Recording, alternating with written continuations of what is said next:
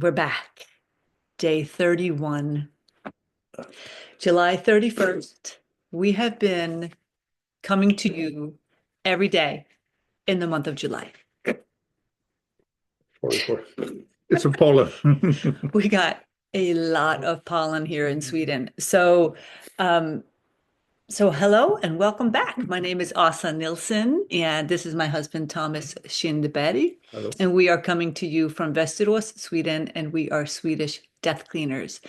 And we have been doing this month-long video series about how can you start doing Swedish death cleaning on your own if you want to get started, right? If you want to get started, because not everybody wants to get started. Not even many people understand what the importance and the relevance of it is.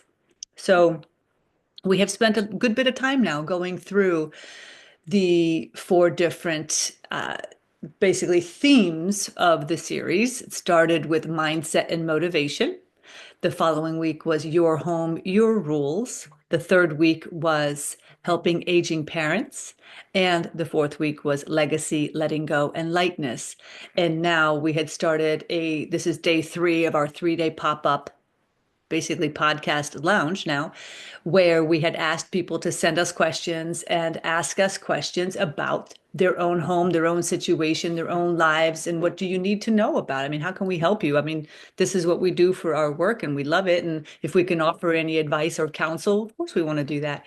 So it ended up that finally, yesterday, we got 2 questions. And I am so thankful and so grateful for that. That makes me so happy. I was like, I came running home from my walk and told Thomas, oh my God, we got our first question. And we're like, yes. It's amazing how small things really can make a difference because it shows that somebody was paying attention, right? And I knew that people were paying attention, but it was really important to me to actually have somebody ask us something if they had a question. And so thank you for daring to do so for the 2 people that did. So I want to go through the questions that we have received. Okay. So these were both on YouTube, which I thought was interesting, that they were complete strangers to us, people who do not know us. Or I don't know them. Maybe I do know them. I just don't know their login names on YouTube. So the first question was, I'm getting some resistance from family members when I ask whether or not they would like something, especially items from my childhood or used that I no longer need or want. They keep telling me that I should keep it for my future grandchildren or my step grandchildren, etc., indicating that they know my situation and what I want more than what I do. I'm going to keep a few very special items, but not everything. It's just not necessary. How do you handle something like this? What are your suggestions? And that was from Nelson or Nothing 627. So thank you for asking the question. And it's the first thing that pops into my head when I'm reading this is your kids are trying to be nice. They don't want to hurt your feelings. And I don't know you, I don't know your kids, but when somebody says, "Oh no, you should just keep it for like the next generation," they don't want it. They don't want your things, and that's okay. And that is absolutely okay. And keeping things for the next generation that potentially people who aren't even born yet, your future grandchildren, no.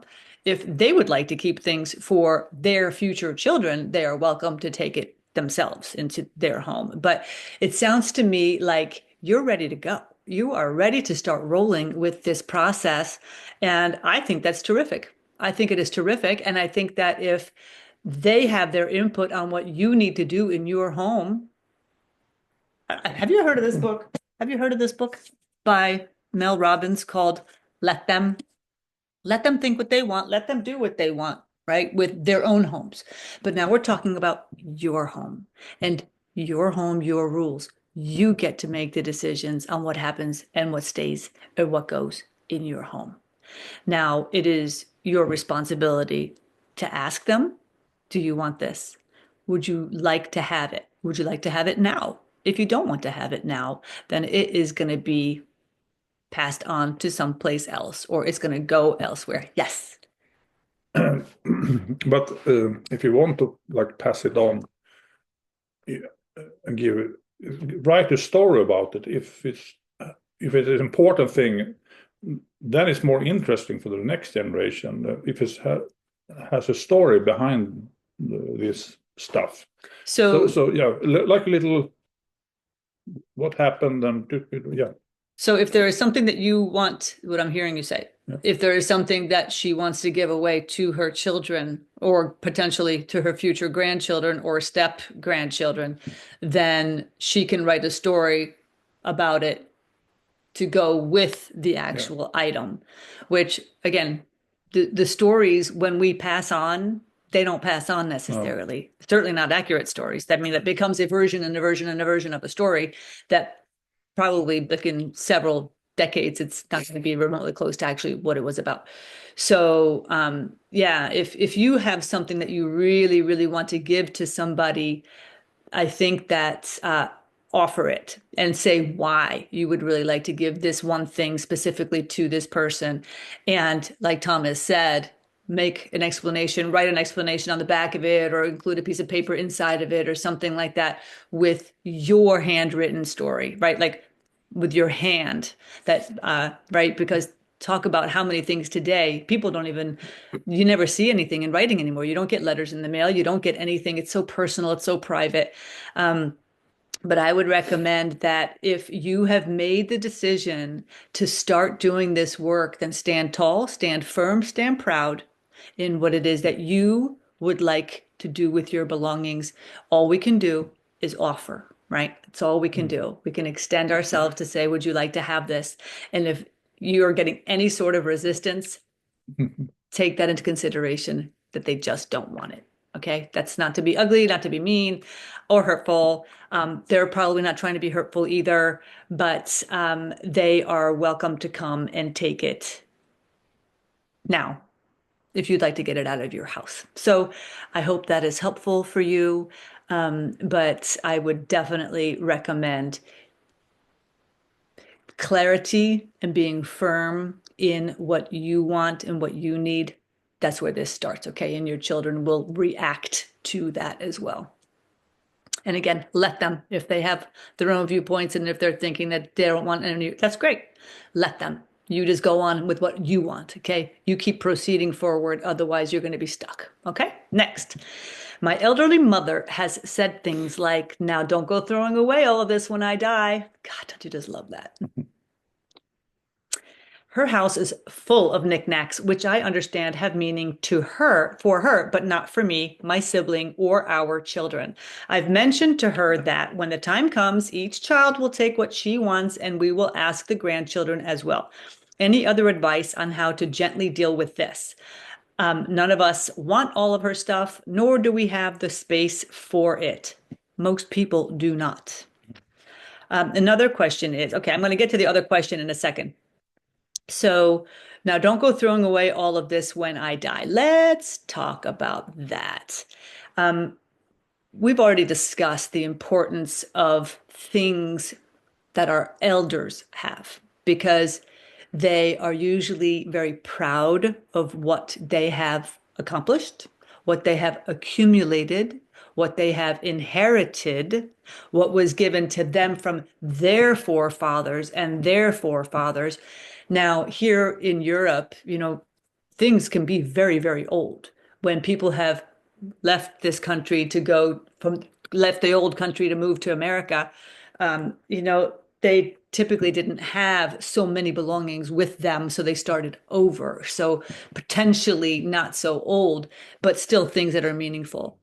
Now, what happens with this is we start we continue on the ancestral echoes of, well, my parents did it. My great grandparents did it. My great great great grandparents, so it's like it's your responsibility to hold on to all my things. Well, it isn't. And I know that that might sound harsh or hard, but it isn't our responsibility to take on all of the belongings of somebody else to put it into our home so that we can no longer breathe in our own home, in our own space. And I don't really believe that your mom wants that for you either. I think that she is more concerned about the one day just not being here anymore, the one day not having access to her belongings or being with you. Because, right, what is legacy? Legacy is not the things that we leave behind. It is the person that we are. It is the memories. It is the conversations. It is the stories. So, like Thomas said about the other things, about the other person who asked the questions, give the stories. Have your mom share the stories with you about the things in her home that are so important to her, because every single thing isn't going to be that important, right? It's like, well, this is my tchotchkes, these are my knickknacks. Yep, maybe what you can start doing is you can start organizing her knickknacks in like kind with like kind to make it easier, right? Because one day, aging mother, I don't know how old you are, so I don't know how old your aging mom is, but I hope she lives for a long, long time. But to start having her go through even and start, if she doesn't want to get rid of things now, will she consider putting names on the back of items that she knows she wants you to get, or your sister to get, or the grandchildren to get, if she wants that, if like that's really, really something that she really wants. Now, it is her home, it is her rules, right? Don't forget that. So if she wants you or your sis to have this, then what is her reason for that? And having those conversations, but she's also able to learn from you. Are you doing your own Swedish death cleaning in your home so that she can be witness to, well, my kids are doing this. My grandkids are starting to even think about this now. Maybe I can also start thinking about this now, because it starts by leading by example, but stopping the chain of the ancestral echoing of we have to keep doing the same thing. We have to keep taking in all the belongings from our elders because, oh, now don't go throwing away all this when I die. Well, I'm not going to throw away probably a lot of it. It's going to be donated out, Mom. It's going to be going to places. Maybe there's even the possibility of having an auction while she's alive with the things, and then having the money, the proceeds going to a really beautiful organization or a charity that she loved, like while she's alive. So, because she has to understand there's no place for all of these things to go.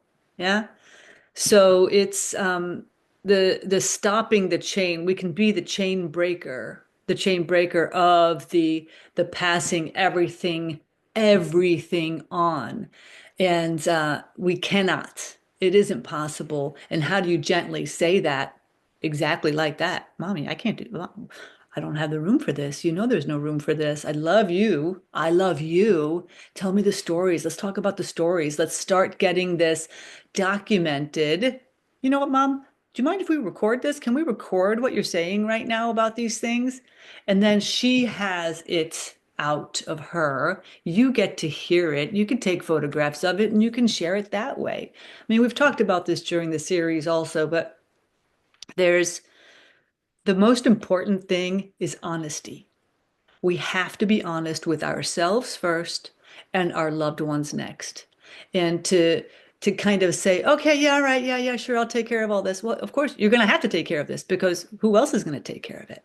So let's get to the second part of your question was another question is how to get the ball rolling on organizing medical power of attorney, her foreign assets, and a will when she is resistant. Okay. I don't know what country you live in, but if you are in the United States of America, every country has their own laws of what happens when you pass away. And if you don't have a will in place, what do you think happens, right? It's your mom being resistant. Maybe she doesn't know what the process entails. She might think it's too complicated. She's going to have to do all this work. Well, maybe she won't. Maybe there are, I don't know if you're in the United States, there's a woman by the name of Susie Orman, Susie, Suze Orman, Orman.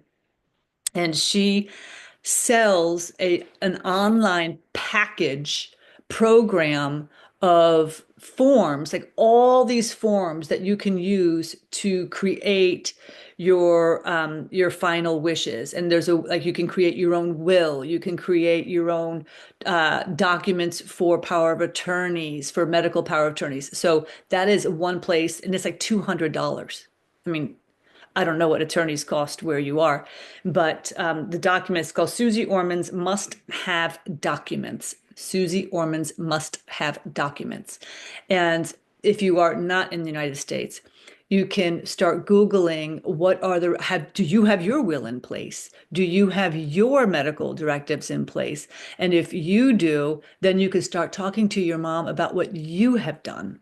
Who have you contacted? Can you ask your mom to sit down for an hour and have a Zoom call with an attorney? Attorneys will have Zoom calls with you to start estate documents, to start the process rolling, because it's imperative that she gets her wishes written down or documented.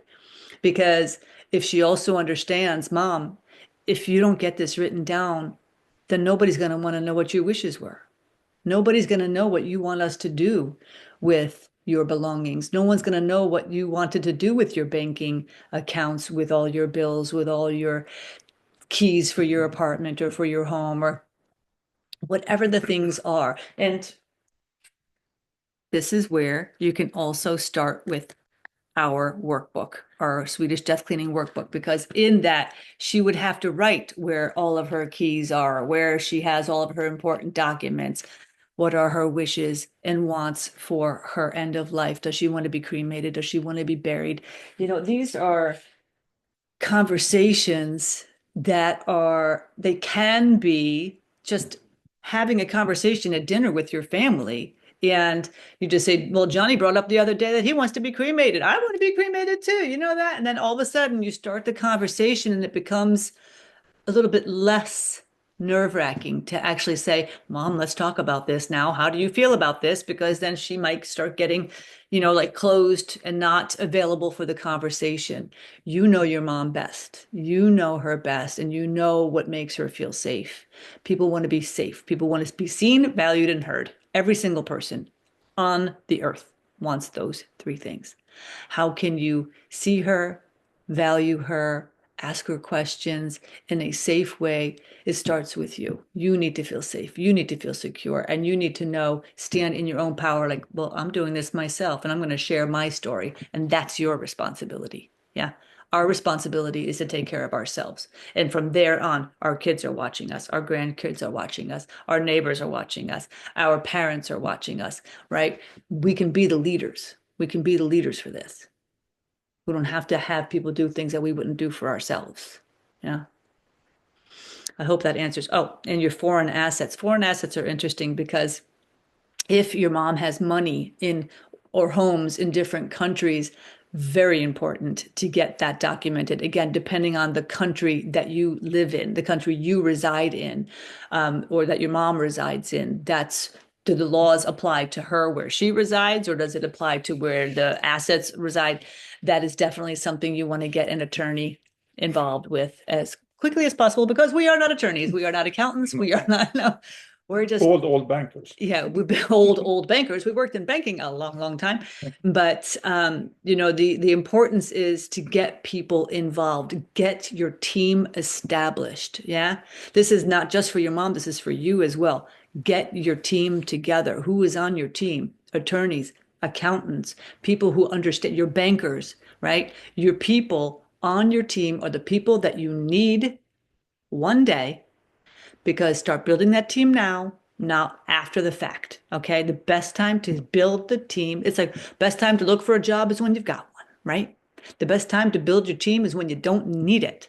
It's to start asking around, hey, do you have an estate attorney? Do you have a really good accountant? I really need to get this done because I'm going to have to get all this wrapped up for my mom. And it's a beautiful conversation to start with your friends and your family and your loved ones now. Yeah. Okay. Thomas, Have you a lot. enjoyed this 31 days? Yeah, I mean, I'm not used to sitting in front of the camera, and that's my not maybe not my cup of tea. But No. I learn, and it's important things to discuss. So Mm. uh, yeah, very nice. Yeah, it has been really nice. And, we are honored. We are honored to be able to have the technology to show up for you like this from Sweden, wherever you are in the world listening to this. We are happy that you are taking the time to listen to us, to listen to this, to let this soak in, because whatever it means for you is what it means for you. Honesty is always the best policy. How can we ask our friends and our family and our loved ones for what it is that we need? We need to get real and honest with ourselves first.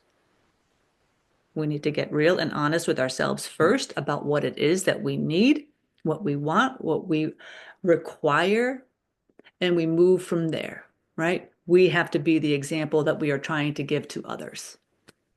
That is what we hope that this series, this 31 days of our lives that have now passed like a flash of the flashes, right before our very eyes, that you have learned that you can do Swedish death cleaning yourself.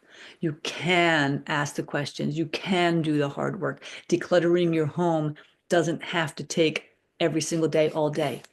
It's a matter of making a decision, and one day it will be needed to be done. So why not make it as easy as you possibly can for yourself and your loved ones? Leave no mess behind, right? Right, Thomas? Mm, Leave no mess behind. exactly. Yeah. So we're going to leave you today with our gratitude, our wishes for you to have good luck. Yeah, good Do luck. this when you're healthy. Get this work done. Get this documentation done while you're healthy. Include other people around you. Bring in people from your groups. Start building your team now. We would be honored to be a part of your team. If you need help with Swedish death cleaning, we are looking at doing this more virtually, helping more people online, one-to-one versus traveling, because it saves you a lot of money to meet with us on a computer, to go through your home and help you with your projects. We are here for you if you need to pass an idea or a question. Feel free to send us emails or reach out to us on our social media channels. Thomas is not on social media, but I am. So feel free to reach out. We're here for you. And we hope that you know that you are not alone. No one ever is. Thank you for this time. Thank you for this 31 days. Feel free to reach out if you need Swedish Yeah, death cleaning in your home or in your life. And we appreciate your time. thank you. Thank you. Bye. Take good care. Bye bye.